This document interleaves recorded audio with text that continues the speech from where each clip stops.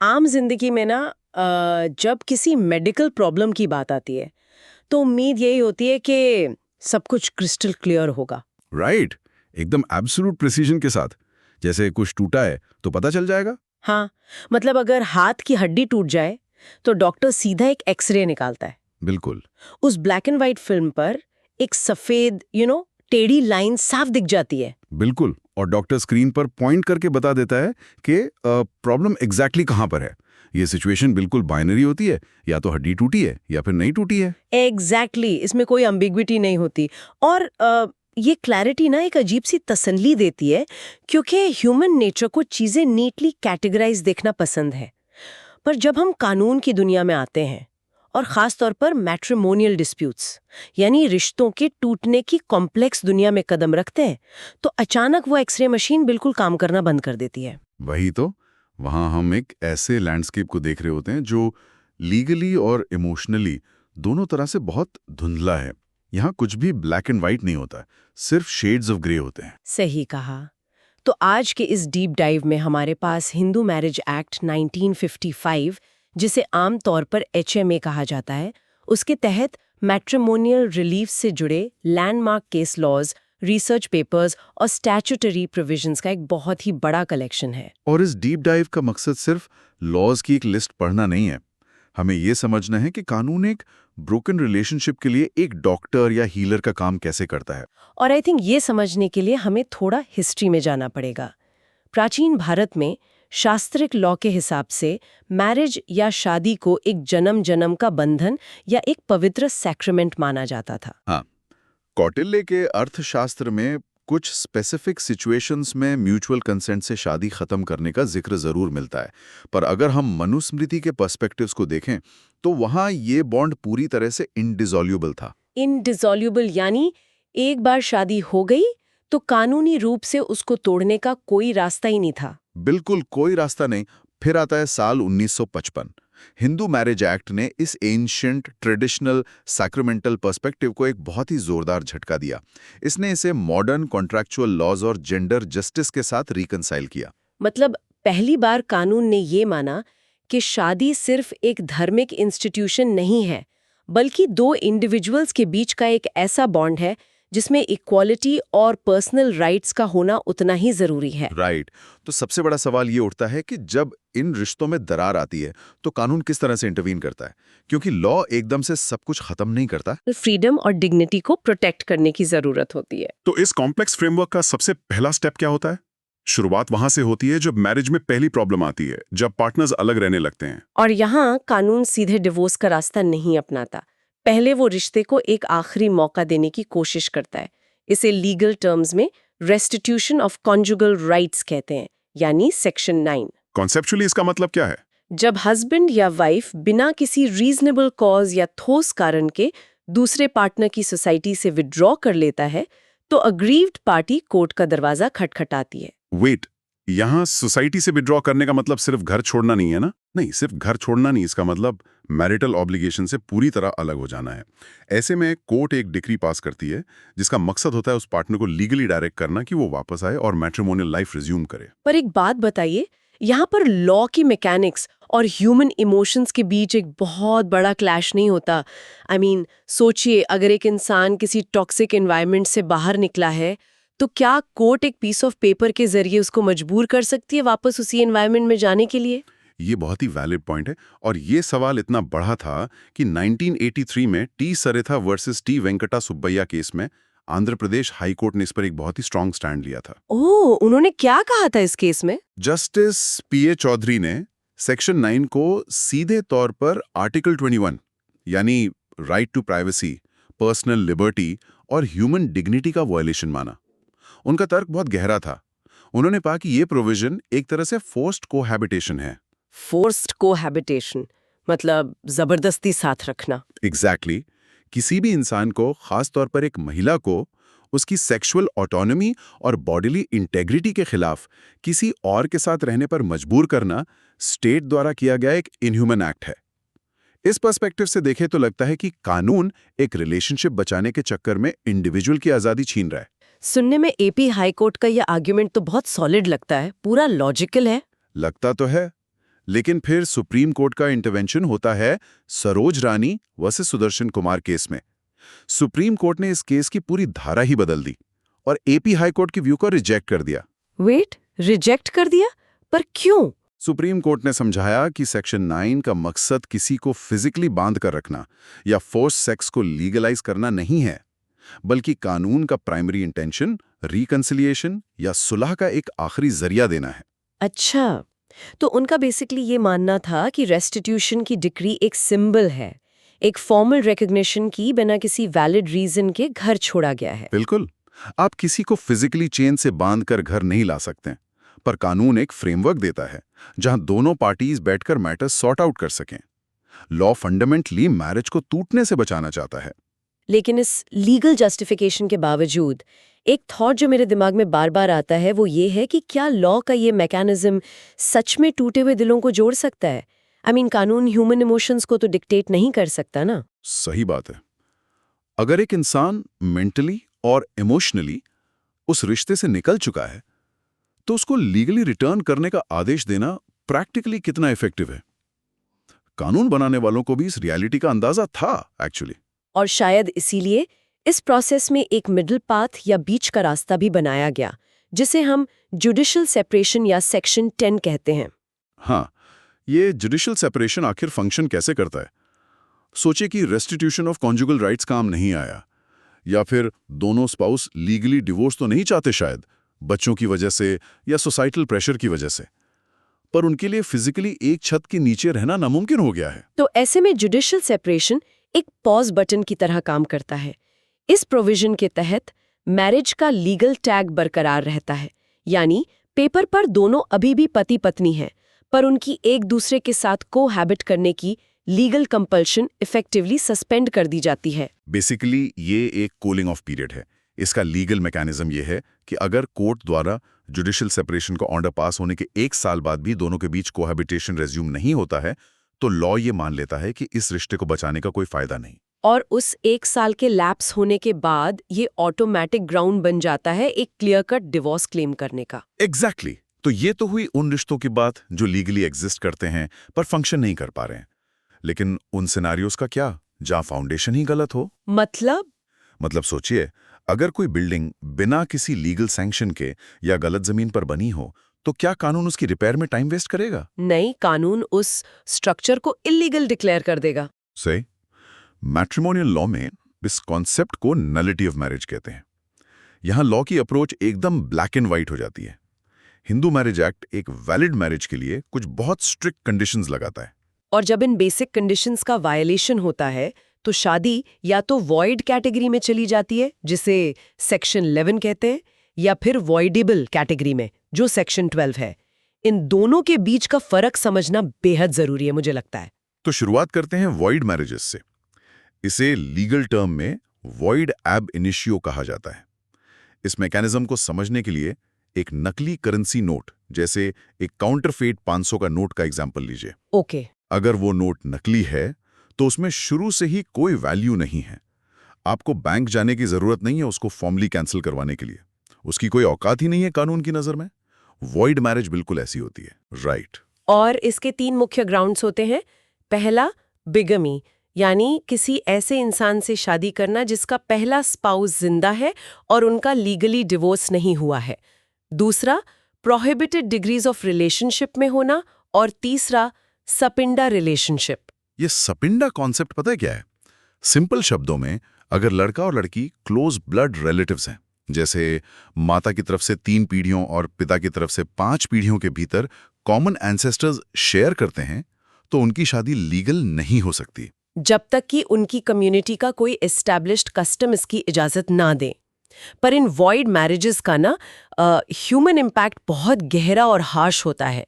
Yamunabai versus Anantrao case इस reality को बहुत स्ट्रांगली हाईलाइट करता है। हाँ, इस लैंडमार्क केस में सुप्रीम कोर्ट ने बिल्कुल क्लियर कर दिया कि ऐसी वॉइड सेकंड मैरिज में महिला को लीगली वाइफ का स्टेटस बिल्कुल नहीं मिलता, भले ही उस महिला को इस बात का अंदाजा ही ना हो कि उसके सो कॉल्ड हस्बैंड की पहली पत्नी जिंदा है। ये तो बहुत अनफेयर लगता है।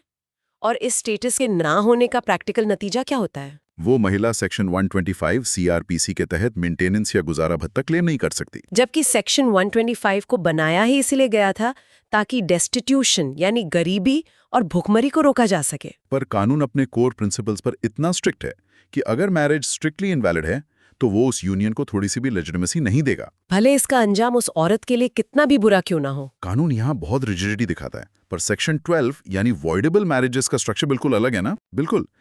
इसकी मैकेनिक्स को ऐसे समझ सकते हैं जैसे एक असली चेक जिस पर किसी ने जोर जबरदस्ती या फ्रॉड से आपके सिग्नेचर ले लिए हों। अच्छा एनालॉजी है। वो चेक तब तक वैलिड है और बैंक में कैश हो सकता है जब तक आप खुद बैंक जाकर उसे स्टॉप या कैंसिल न करवाएं। वॉइडेबल मैरिज एक लीगली वैलिड यूनियन होती है जिसे अग्रीव्ड पार्टी कोर्ट के जरिए एनल यानी रद्द करवा सकती है। इसके ग्राउंड्स अलग होते हैं, जैसे इम्पोटेंसी, जहां फिजिकल इनकैपेसिटी की वजह से मैरिज कंज्यूमेट ना हो सके, या मेंटल डिसऑर्डर, जहां कंडीशन इतनी सीरियस हो कि वैलिड कंसेंट दी ही ना जा सके, या फिर फोर्स और फ्रॉड यानी धोखे या दबाव से कंसेंट लेना। एक आखिरी ग्राउंड इसमें pre marital pregnancy by third person भी है।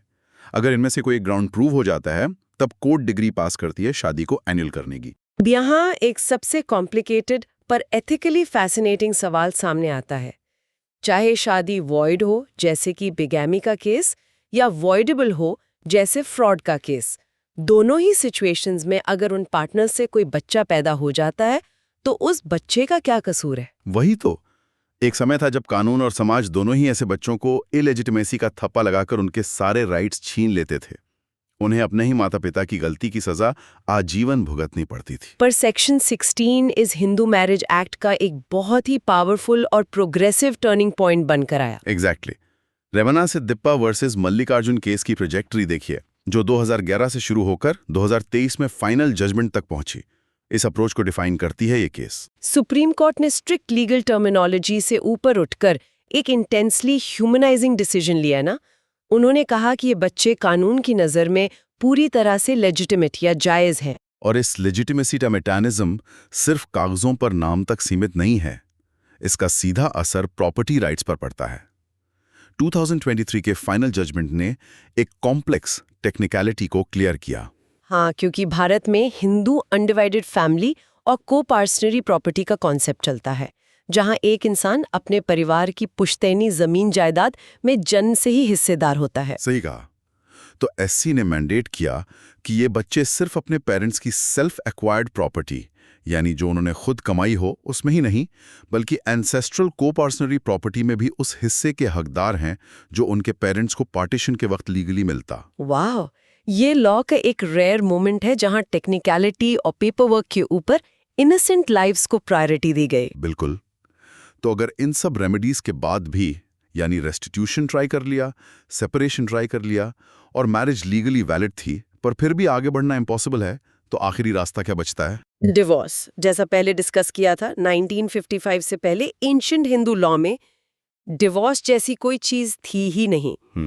एचएमए ने इसे इंट्रोड्यूस किया, पर एक खास फ्रेमवर्क के साथ। इस फ्रेमवर्क की एवोल्यूशन को ट्रेस करना ना कानून के बदलते माइंडसेट को समझने जैसा है। शुरुआत में एचएमए ने सेक्शन 13 के तहत सिर्फ फॉल्ट थ्योरी या गिल्ट थ्योरी को अपना आधार बनाया। इस थ्योरी का मैकेनिज्म एक सिंपल पर थोड़ा खतरनाक लॉजिक पर काम करता है। आई फील डिवोर्स पाने के लिए एक पार्टनर को हीरो यानी इनोसेंट और दूसरे को विलन यानी गिल्टी साबित करना ही पड़ेगा। इसके बिना लॉ आजादी नहीं देगा। सही बात है। इस थ्योरी के तहत कुछ स्पेसिफिक ग्राउंड्स डिफाइन किए गए थे। अडल्ट्री यानी शादी के बाहर फिजिकल रिलेशंस, और डिजर्शन। हाँ, डिजर्शन को थोड़ा ठीक से समझना जरूरी है। डिजर्शन का मतलब सिर्फ काम के सिलसिले में दूसरे शहर जाना नहीं है ना। कानून इसके लिए दो चीजें डिमांड करता है ना। हाँ, पहला फिजिकल सेपरेशन जो कम से कम लगातार 2 साल का हो, और दूसरा और सबसे जरूरी एक लैटिन टर्म जिसे एनिमस डिसरेंडी कहते हैं। एनिमस डिसरेंडी मतलब परमानेंट अबैंडनमेंट का मेंटल इंटेंट, यानी पार्टनर घर छोड़कर इस इरादे से गया हो कि उसे ये रिलेशनशिप पूरी तरह से और हमेशा के लिए खत्म करना है, और वो भी दूसरे पार्टनर के कंसेंट के बिना और किसी ठोस कारण के बिना। ओह अच्छा।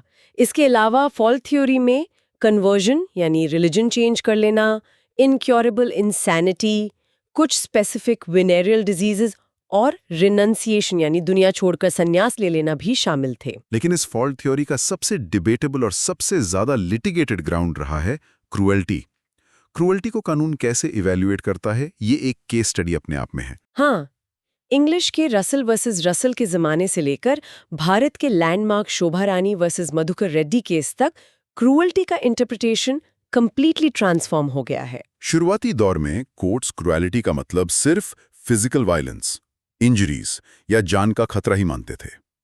पर शोभा रानी केस ने इस स्ट्रिक्ट डेफिनेशन को ब्रेक किया। कोर्ट ने रिकग्नाइज किया कि पेन सिर्फ फिजिकल नहीं होता, मेंटल एगनी, लगातार हरासमेंट और ऐसे एक्शंस जो एक स्पाउस की मेंटल पीस को पूरी तरह डिस्ट्रॉय कर दें, वो भी क्रूएल्टी का एक बहुत बड़ा ग्राउंड है। और इस मेंटल क्रूएलिटी का मॉडर्न एप्लीकेशन और भी फैसिनेटिंग है। बॉम्बे हाई कोर्ट का एक केस है, क्रिस्टीन लाजारस मेनेजेस केस। इसमें कोर्ट ने एनालाइज किया कि क्रूएलिटी अब कितने अलग रूप ले सकती है। इस केस में क्या हुआ था? इस केस में कोर्ट ने होल्ड किया कि अगर पत्नी द्वारा हस्बैंड और उसके परिवार पर आईपीसी सेक्शन 498A, जो डाउरी हरासमेंट और क्रूएल्टी के खिलाफ प्रोटेक्शन देता है, उसके तहत एक फॉल्स और झूठा क्रिमिनल केस डाला जाता है, तो उस झूठे केस की वजह से होने वाली हरासमेंट भी क्रूएल्टी है। ओह, यानी झूठे केस की वजह से होने वाली पुलिस इन्वेस्टिगेशन, पब्लिक ह्यूमिलिएशन और मेंटल हरासमेंट खुद अपने आप में हस्बैंड के लिए डिवोर्स मांगने का एक वैलिड ग्राउंड बन जाता है। एग्जैक्टली। ये दिखाता है कि कैसे कानून सोसाइटी के बदलते डायनामिक्स और नए हथियारों के इस्तेमाल को रिकॉग्नाइज कर रहा है। इसके अलावा सेक्शन 13 सबसेक्शन 2 में महिलाओं को कुछ एक्स्ट्रा सिक्योरिटी और स्पेशल ग्राउंड्स दिए गए हैं। मिसाल के तौर पर अगर हस्बैंड डिवोर्स पिटिशन के दौरान रेप, सोडमी या बिस्टियलिटी का दोषी पाया जाता है, या फिर ऐसे केसेस जहां हिंदू मैरिज एक्ट लागू होने से पहले हस्बैंड की दूसरी शादियां यानी पॉलीगमस मैरिजेस वैलिड थीं। एक और बहुत ज़रूरी ग्राउंड ये है कि अगर किसी लड़की की शादी 15 साल से कम उम्र में करवा दी गई हो, तो वो 18 साल की उम्र होने से पहले उस शादी को लीगली रिप्यूडिएट या रिजेक्ट कर सकती है। ये सारे मैकेनिज्म्स महिलाओं को उन सिचुएशन से बाहर निकालने का रास्ता देते हैं जो उनके कंट्रोल के बाहर थे।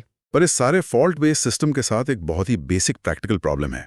असल जिंदगी कोर्ट रूम्स की तरह नीटली ऑर्डर्ड नहीं होती। रियल लाइफ शादियां ब्लैक एंड व्हाइट नहीं होती, जहां एक इंसान पूरी तरह फरिश्ता हो और दूसरा पूरी तरह शैतान। वही तो, ज्यादातर रिलेशनशिप्स में जब दरार आती है तो दोनों की थोड़ी थोड़ी गलतियां होती हैं, या फिर सबसे कॉमन रीजन इनकम्पैटिबिलिटी। दोनों इंडिविजुअली अच्छे इंसान हो सकते हैं, पर उनका एक साथ एक घर में रहना इम्पॉसिबल हो जाता है। और ऐसे सिनेरियोज में जब दोनों पार्टनर्स मूव ऑन करना चाहते हैं, तो कानून उन्हें किसी एक को गिल्टी बनाकर के कीचड़ उछालने पर मजबूर करता था। डिवोर्स प्रोसीडिंग्स मड स्लिंगिंग का एक बैटल ग्राउंड बन जाती थीं। इस ग्लेरिंग फ्लॉ को दूर करने के लिए लेजिस्लेचर को रियलाइज हुआ कि उन्हें एक मॉडर्न फ्रेमवर्क की जरूरत है, और यहां से जन्म होता है म्यूचुअल कंसेंट थ्योरी का। 1976 के एक मेजर अमेंडमेंट के जरिए सेक्शन 13B को HMA में जोड़ा गया। इस प्रोविजन ने एक सिंपल लॉजिक पेश किया। अगर दो मैच्योर अडल्ट्स म्यूचुअल अग्रीमेंट के साथ ये तय करते हैं कि अब इस यूनियन को आगे बढ़ाना इम्पॉसिबल है, तो स्टेट को उनके रास्ते का कांटा नहीं बनना चाहिए। इसका प्रोसीजर ये डिमांड करता है कि दोनों पार्टीज कम से कम 1 साल से अलग रह रहे हों और दोनों इस बात पर पूरी तरह अग्री हों कि मैरिज डिसॉल्व होनी चाहिए। लेकिन इसमें भी कानून ने एक कॉशन रखा था। पिटीशन फाइल करने के बाद तुरंत डिवोर्स नहीं मिलता था। एक मिनिमम 6 महीने का स्टैट्यूटरी कूलिंग ऑफ पीरियड रखा गया, जिसके बाद ही सेकेंड मोशन मूव किया जा सकता था। इसका मकसद था कि कहीं इम्पल्सिव या गुस्से में आकर तो डिवोर्स नहीं लिया जा रहा ना। हाँ, इंटेंशन वही थी, पर समय के साथ ये प्रोविजन उन कपल्स के लिए एक अननेसेसरी टॉर्चर बन गया जिन्होंने प्रॉपर्टी और एलिमनी से लेकर बच्चों की कस्टडी तक सब सेटल कर लिया था, पर उन्हें कानूनी आज़ादी के लिए आर्टिफिशियल इंतजार करना पड़ रहा था। इस प्रॉब्लम को टैकल किया सुप्रीम कोर्ट ने अमरदीप सिंह वर्सेस हरवीन कौर केस में। इस लैंडमार्क जजमेंट में मैकेनिक्स को थोड़ा सा ईज किया गया है ना। बिल्कुल। कोर्ट ने कहा कि ये 6 महीने का कूलिंग ऑफ पीरियड मैंडेटरी नहीं बल्कि सिर्फ डायरेक्टरी है, यानी अगर दोनों पार्टीज जेन्युइनली और इररिपेरेबली अलग हो चुकी हैं, सब कुछ क्लियरली सेटल्ड है और रिकंसिलिएशन की 0 पॉसिबिलिटी है, तो कोर्ट इस वेव पीरियड को वेव ऑफ कर सकती है। ये एक प्रैग्मेटिज्म की जीत थी। लेकिन ये प्रैग्मेटिज्म हमें डिवोर्स और मैट्रिमोनियल लॉ के एक ऐसे ग्रे एरिया में ला खड़ा करता है जो शायद आज के वक्त की सबसे बड़ी लीगल डिबेट है, इररिट्रीवेबल ब्रेकडाउन थ्योरी। सही कहा। ये एक ऐसी थियरी है जिसका हिंदू मैरिज एक्ट के स्टैट्यूट में यानी रिटन लॉ में कोई सीधा या इंडिपेंडेंट एग्जिस्टेंस नहीं है। इसका सिर्फ एक इनडायरेक्ट फेंट सा रेफरेंस सेक्शन 13(1)(a) में मिलता है, जहां अगर आरसीआर या जुडिशियल सेपरेशन के ऑर्डर के 1 साल बाद कोहैबिटेशन रिज्यूम ना हो तो डिवोर्स मिलता है। राइट। पर प्रैक्टिकली हमारी सोसाइटी में ऐसी हजारों शादियां हैं जो लीगली एग्जिस्टिंग है पर प्रैक्टिकली और इमोशनली डेड है। उनमें सिर्फ कड़वाहट और रिजेंटमेंट बची है। और जब एक मैरिज फंक्शनली मर चुकी है तो उस लीगली डेड कॉर्प्स को पेपर पर जिंदा रखना किसके फायदे में है? किसी के नहीं, न दोनों पार्टनर्स के और न ही सोसाइटी के। और क्योंकि पार्लियामेंट ने अभी तक इस रियलिटी को फॉर्मल रिटन लॉ का हिस्सा नहीं बनाया है, सुप्रीम कोर्ट को अपने कॉन्स्टिट्यूशनल अस्त्र का इस्तेमाल करना पड़ा। कॉन्स्टिट्यूशन का आर्टिकल 142 सुप्रीम कोर्ट को एक एक्स्ट्राऑर्डिनरी पावर देता है कि वो आम कानून की टेक्निकल लिमिटेशंस के पार जाकर किसी भी मैटर में कंप्लीट जस्टिस डिलीवर कर सके। और शिल्पा सैलिश वर्सेस वरुण श्रीनिवासन, जो कि एक 2023 का बहुत ही लैंडमार्क जजमेंट है, उसमें ये मैटर पूरी तरह सेटल कर दिया गया। एक कॉन्स्टिट्यूशन बेंच ने फाइनली डिक्लेयर किया कि सुप्रीम कोर्ट के पास ये पूरी अथॉरिटी है कि वो आर्टिकल 142 का यूज करके इररिट्रीवेबल ब्रेकडाउन के ग्राउंड पर डिवोर्स ग्रांट कर सकती है, भले ही वो हिंदू मैरिज एक्ट में एक्सप्रेसली डिफाइंड ना हो। सुप्रीम कोर्ट का लॉजिक था कि जब रिश्ता बचा ही नहीं है तो दोनों लोगों को एंडलेस लिटिगेशन में फंसा के रखना असल में एक क्रुएल्टी है। वाओ! तो आज के इस डीप डाइव में हमने पूरा स्पेक्ट्रम कवर किया है। हमने ट्रेस किया कि कैसे हिंदू मैरिज एक्ट 1955 ने मैरिज के पूरे कॉन्सेप्ट को ट्रांसफॉर्म कर दिया। एक ऐसा प्राचीन बंधन जिसे मनु ने कभी ना टूटने वाला कहा, वो अब एक मॉडर्न इंस्टीट्यूशन बन चुका है जहां पर्सनल लिबर्टी और कॉन्स्टिट्यूशनल वैल्यूज प्रिवेल करती हैं। हमने देखा कि कैसे लॉ पहले सेक्शन 9 और सेक्शन 10 के जरिए रिश्तों को एक दूसरा चांस देता है। फिर हमने समझा कि अगर फाउंडेशन इलीगल हो तो वॉइड और वॉइडेबल मैरिजेस की टेक्निकलिटीज कैसे प्ले आउट करती हैं, जिसमें फेक नोट्स और फ्रॉड चेक्स के एनालॉजी ने मैकेनिज्म को बहुत क्लियर किया। और हमने ये भी देखा कि इनोसेंट बच्चों को सोसाइटी और लॉ के हार्श कॉन्सिक्वेंसेस से सेक्शन 16 और रिवाइनर सिद्दप्पा जजमेंट ने कैसे बचाया। और आखिर में जब सब उम्मीदें खत्म हो जाती हैं तो डिवोर्स की मैकेनिक्स फॉल्ट थ्योरी के बैटलफील्ड से निकलकर म्यूचुअल कंसेंट के मॉडर्न प्रैग्मेटिक अप्रोच तक कैसे पहुंची। ये सारा एवोल्यूशन कानून के सोसाइटी के साथ अडेप्ट करने का एक लिविंग एग्जाम्पल है। पर इस डीप डाइव को एंड करने से पहले उस पहले एक्सरे वाले एग्जाम्पल पर वापस चलते हैं। हम चाहते हैं कि प्रॉब्लम ब्लैक एंड व्हाइट हो, पर मैट्रिमोनियल इश्यूज हमेशा मडी वाटर्स ही रहेंगे। बिल्कुल।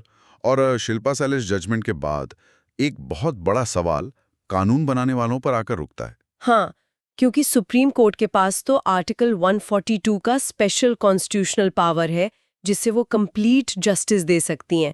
पर देश के लोअर कोर्ट्स जहां फैमिली डिस्प्यूट्स की फाइल्स धूल खा रही हैं, उनके पास ये पावर नहीं है। तो सवाल यह है कि अगर इररिट्रीवेबल ब्रेकडाउन ऑफ मैरिज को पार्लियामेंट एक फॉर्मल स्टैट्यूटरी लॉ यानी एक स्टैंडर्ड कानून बना दे तो क्या होगा? क्या इससे उन हजारों लाखों लोगों को तुरंत और अफोर्डेबल आज़ादी मिलेगी जो सालों से कोर्ट्स के चक्कर काट रहे हैं एक इमोशनली डेड रिलेशनशिप से बाहर आने के लिए? या फिर जैसा कि कुछ सामाजिक क्रिटिक्स और लॉ एक्सपर्ट्स डरते हैं, इससे शादी जैसी संस्था में से टॉलरेंस, आपस में टफ कॉन्वर्सेशंस करने की आदत और थोड़ा सा कॉम्प्रोमाइज करके आगे बढ़ने का रास्ता पूरी तरह से खत्म हो जाएगा? क्या कानून को रिश्तों की दरार को बार बार भरने की कोशिश करनी चाहिए, या फिर रियलिटी एक्सेप्ट करके ऑटोमेटिकली उस एक्सरे में फ्रैक्चर डिक्लेयर कर देना चाहिए?